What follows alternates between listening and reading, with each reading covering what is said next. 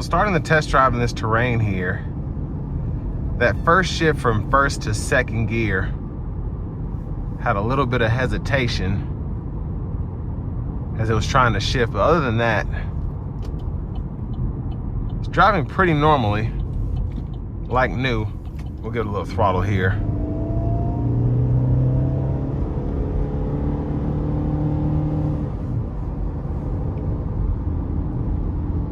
So it scared me there. I didn't think it was gonna shift. For a second I thought I had it in manual mode, but I guess it was just reacting to my throttle response, so that's pretty impressive. But let's test this out.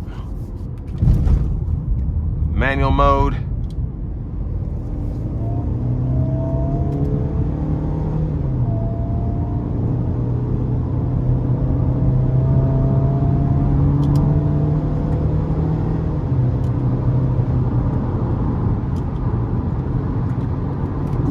So it seems to shift all right. I'm gonna put it in an eco mode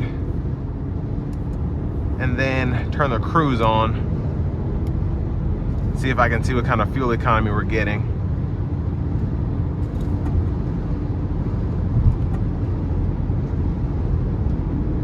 So instantaneous fuel economy is right there. Getting right at 24, 23 miles per gallon. On a slight incline here, so you'll get more, I guess, usage out of this because it's such a smaller engine as opposed to if I was cruising with a V8 here. But as we start to level out, we should get, right there we're getting 34 miles per gallon.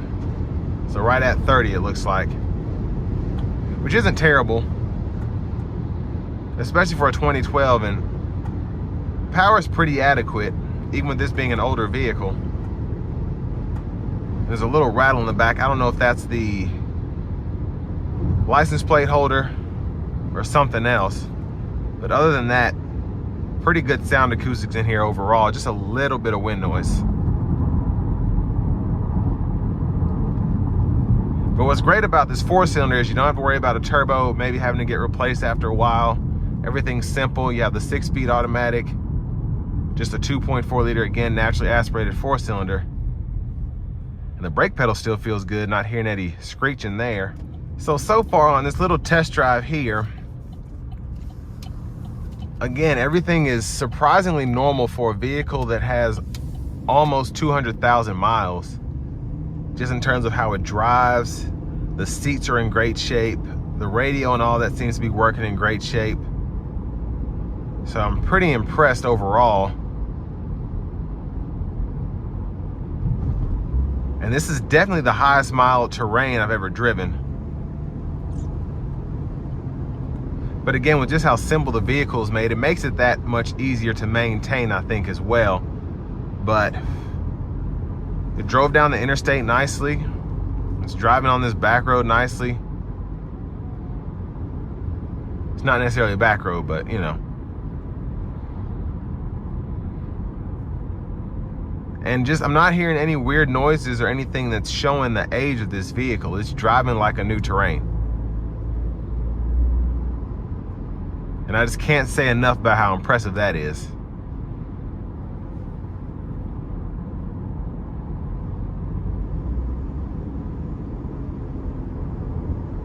But to get one of these, I'm not sure if this is an outlier, so I don't want to say, hey, 2012 terrains are bulletproof or whatever. You see this one has 200,000 miles, driving perfectly fine. But definitely look for certain, I guess, weird items that might be going on with it, because this one here just can't seem to find anything that's out of the ordinary, which almost makes me kind of peculiar about it. But